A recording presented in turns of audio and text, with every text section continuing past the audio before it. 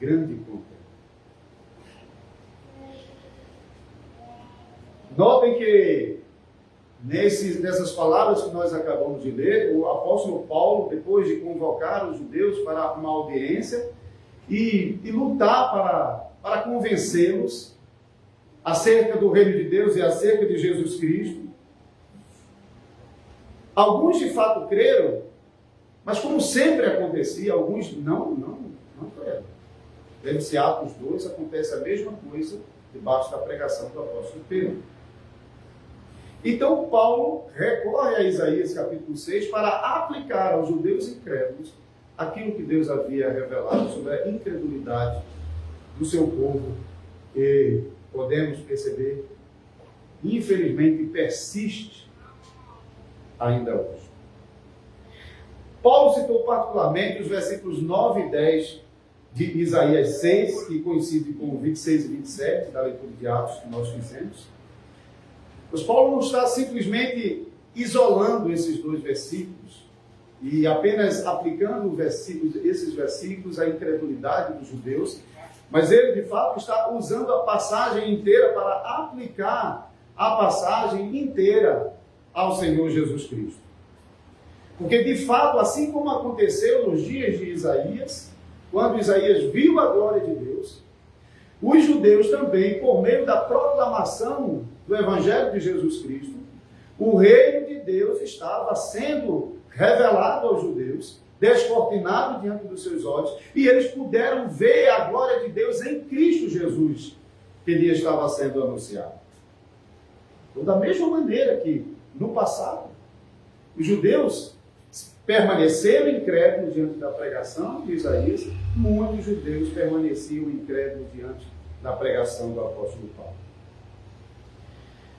Mas note um detalhe nessa passagem que está bem relacionado com o assunto que nós estamos tratando sobre o Espírito Santo.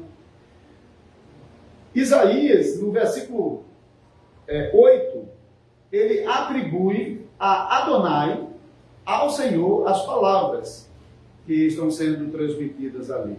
No começo do capítulo já faz menção de Yahvé Tsevaot, o Senhor dos Exércitos. Yahvé, nome que nós já temos aprendido como aquele nome pactual, nome com o qual Deus se revelou na aliança, particularmente com o seu povo. E agora no versículo 8, ele usa outra palavra, Adonai, que é uma palavra não usada exclusivamente para se referir a Deus, mas usadas em muitos contextos para se referir a Deus, ao único Deus. Porém, Paulo, no versículo 25 do texto que nós lemos, diz que foi o Espírito Santo que falou pela boca de Isaías. Assim nós aprendemos que o Espírito Santo é Deus. O Espírito Santo é aquele que fala a palavra de Deus. O Espírito Santo é aquele que aplica a palavra de Deus. Em várias outras passagens da Escritura, nós aprendemos claramente que o Espírito Santo é Deus juntamente com o Pai e com o Filho. Atos capítulo 5, versículos 3 e 4, diz assim: disse então Pedro, Ananias, por que encheu Satanás o teu coração, para que mentisses ao Espírito Santo e retivesses parte do preço da herdade? Guardando-a não ficava para ti, e vendida não estava em teu poder? Porque formaste esse teu desígnio em teu coração? Não mentisse aos homens, mas a Deus. Então, mentir ao Espírito Santo é mentir a Deus. Espírito Santo e Deus aqui são termos intercambiáveis, são usados para se referir a uma única pessoa. O Espírito Santo e Deus não são a mesma pessoa, embora Espírito Santo, Pai e o Filho são o único e verdadeiro Deus.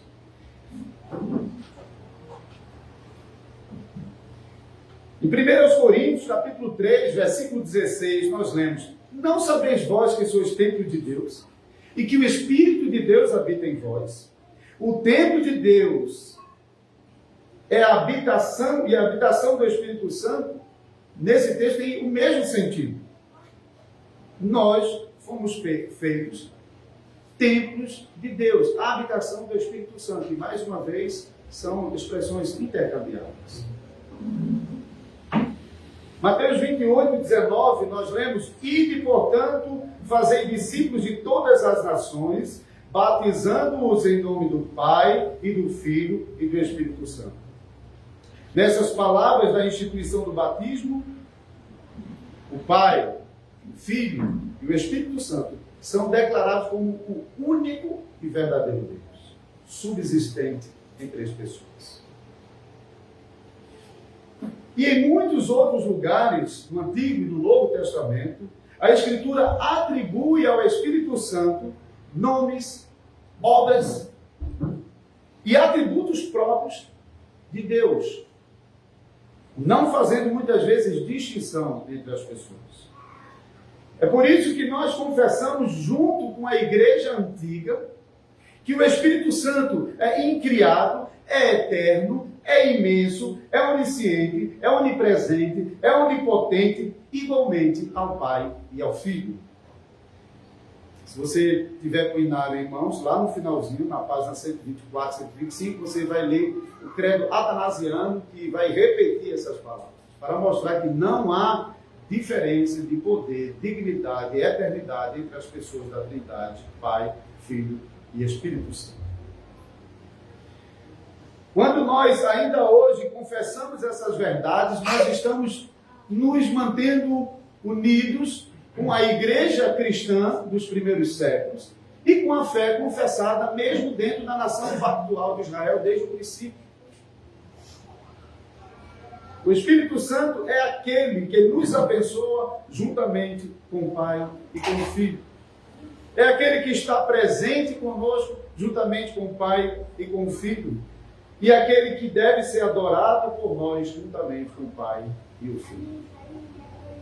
Portanto, confessamos o único e verdadeiro Deus que se revelou em sua palavra em três pessoas distintas: Pai, Filho e Espírito Santo.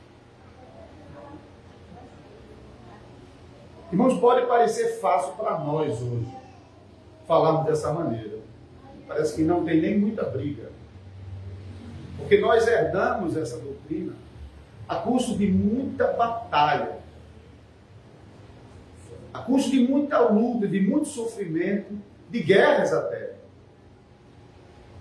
A igreja antiga teve de lutar contra muitas heresias acerca das pessoas da Trindade e também acerca do Espírito Santo. Assim como nós vimos nas pregações anteriores, citando inclusive alguns credos, onde as igrejas se reuniram para tratar acerca da pessoa, das duas naturezas, do relacionamento das duas naturezas do Salvador, também os concílios antigos tiveram que lidar com a doutrina do Espírito Santo.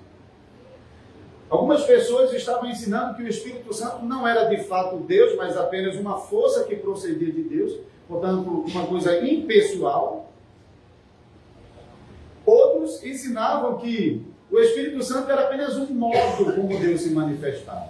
Não era uma pessoa, mas apenas um modo de Deus, então tratando Deus como não ele subsistindo em três pessoas, mas em uma pessoa absolutamente, que eventualmente se manifestava de modos diferentes, como Filho, como Espírito Santo.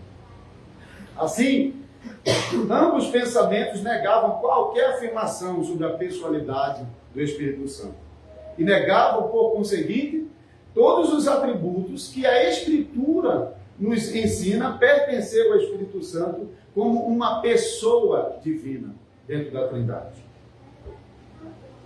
A igreja antiga, então, precisou defender a doutrina bíblica da divindade do Espírito Santo e rejeitar com firmeza todo erro e toda heresia contrária a essa doutrina.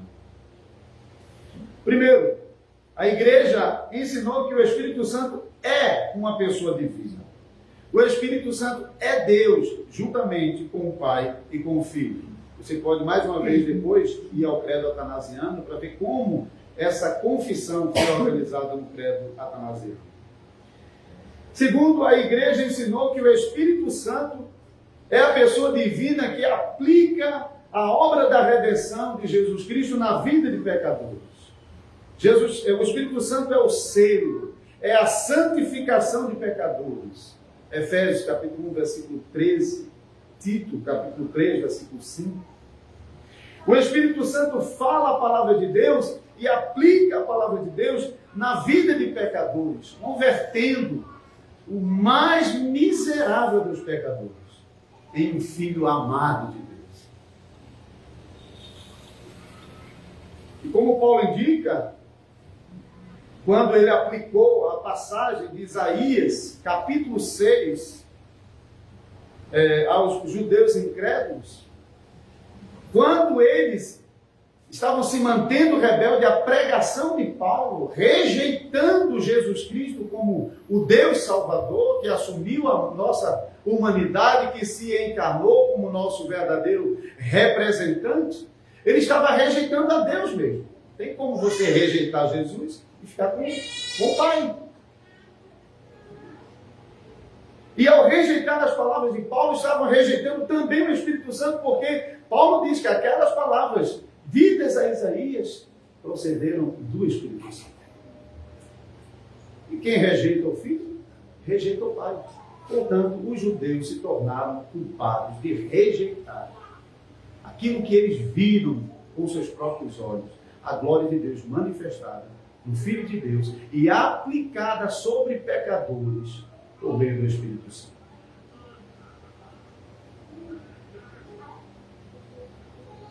Terceiro, a igreja ensinou que o Espírito Santo é a pessoa divina que trabalha na santificação e na preservação desses crentes que estão sendo salvos pela obra de Jesus Cristo.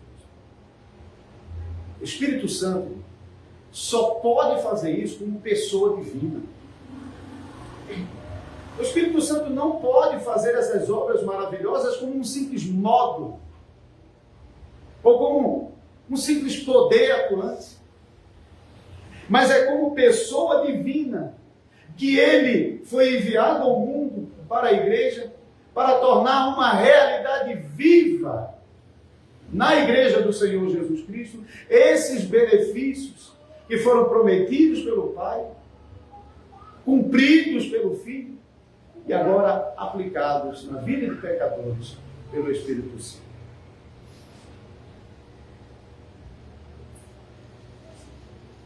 Agora, irmãos e irmãs, nós temos o Espírito Santo conosco. O Espírito Santo foi enviado. O Espírito Santo não é uma mera manifestação de poder, não é apenas um modo, mas ele é uma pessoa que foi enviada pelo Pai e pelo Filho. Ele habita agora no coração dos crentes. Por meio do Espírito Santo enviado ao coração de cada um de vocês, Deus tornou o coração de vocês a sua própria morada. Cada um de vocês foi feito templo e morada de Deus por meio do Espírito Santo. Vocês são casa de Deus. Vocês são morada de Jesus Cristo. Vocês são templos do Espírito Santo. Por causa desse Espírito Santo e da obra que ele realiza no coração de vocês, que vocês podem orar a Deus como Pai. Porque ninguém se torna filho de Deus simplesmente porque chama Deus de Pai. Mas aqueles que receberam o Espírito de adoção, esses podem se dirigir a Deus chamando Pai. Abba, Pai. Pai, Paizinho. Que intimidade, irmãos.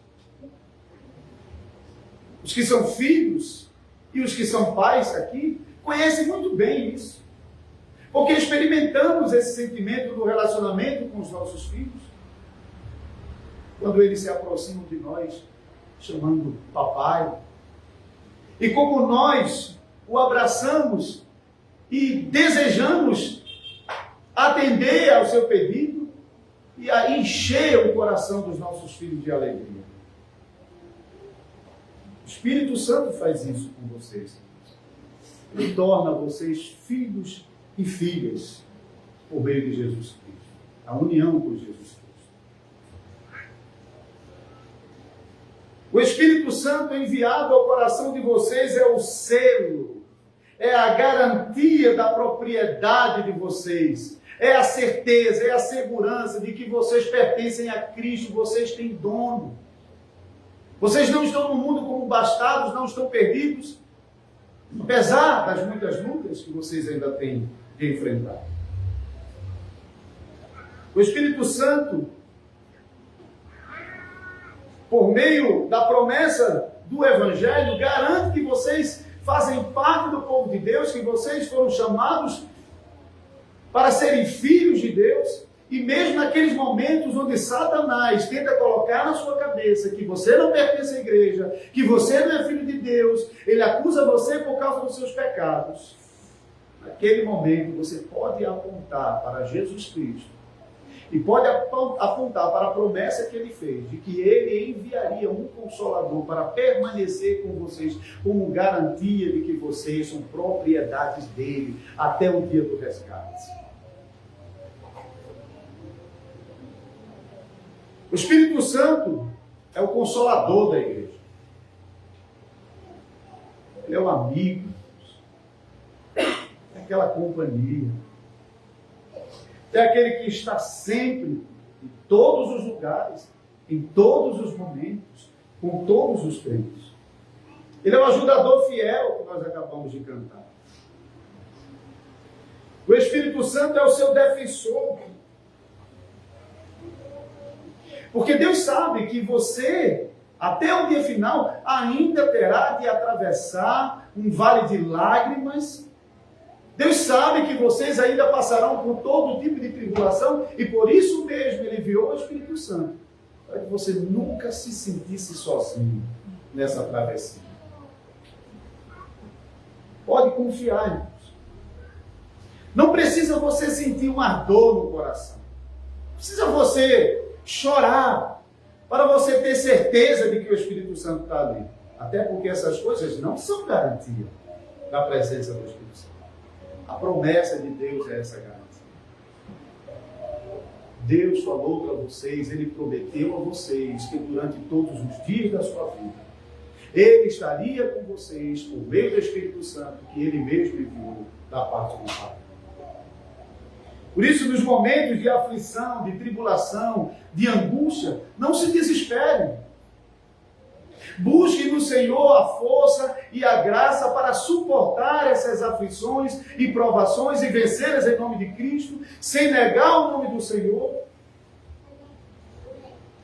Se necessário, resistindo até o sangue.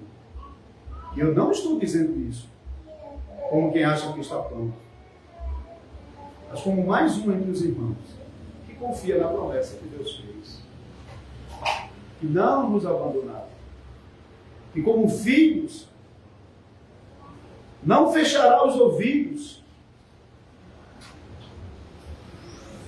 para as nossas orações, para a nossa súplica, mas como nosso Pai bondoso e fiel, que não apenas pode fazer tudo o que nós precisamos, mas que fará o seu nosso Pai.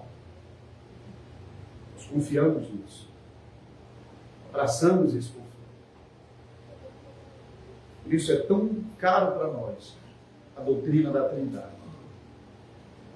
É tão caro para nós não tratar o Espírito Santo simplesmente como uma força ou como um modo de Deus, mas reconhecer que o Espírito Santo é a terceira pessoa da Trindade que pessoalmente habita conosco e está conosco.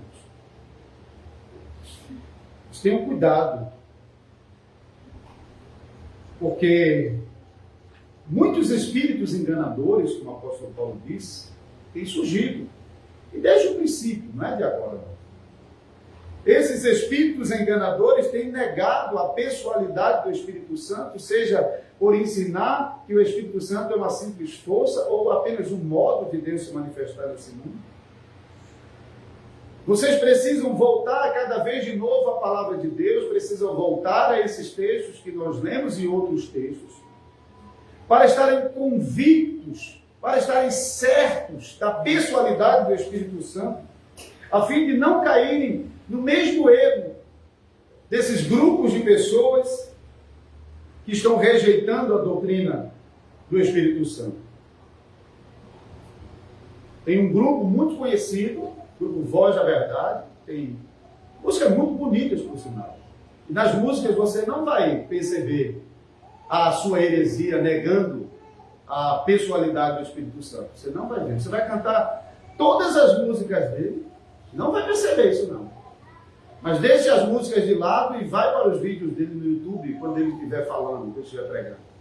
Talvez você nem vai conseguir terminar de ouvir. Tamanha as aberrações que ele diz acerca da doutrina da Trindade. Não estou dizendo que não pode ouvir essas músicas, eu mesmo ouço, porque elas estão falando a verdade. Mas tenham cuidado com essas pessoas, porque elas disseminam as suas mentiras disfarçadas com a verdade para atrair pessoas e depois destruí-las. Também conhecemos a seita das Testemunhas de Jeová, que faz a mesma coisa, que nega a pessoalidade do Espírito Santo. Qualquer pessoa que, dizendo-se cristão, nega a divindade, pessoalidade do Espírito Santo, deve se afastar dessas pessoas. Uma energia, um modo de Deus não pode dar o consolo que vocês precisam nessa vida. Quem ficar esperando por um modo e uma força, vai sofrer os horrores sem esperança, sem consolo. Mas aquele que tiver certeza que Deus está pessoalmente presente pela obra do Espírito Santo enviado ao seu coração, não terá medo, nem mesmo quando a escuridão se aproximar e os seus olhos começarem a fechar. Porque eles estarão certos de que naquele momento a luz do Espírito Santo brilhará ainda mais forte. Só a pessoa divina do Espírito Santo conosco é a garantia dessa promessa de consolo. Por isso, irmãos e irmãs, confesse com segurança o Espírito Santo, terceira pessoa da Trindade, que subsiste como pessoa ao lado do Pai e do Filho, e com o Pai e o Filho é adorado e glorificado. E desfrute de todas essas bênçãos e promessas que Deus nos faz e nos garante no corpo de Cristo, no nosso Salvador Jesus Cristo, por meio da obra do Espírito Santo. Amém.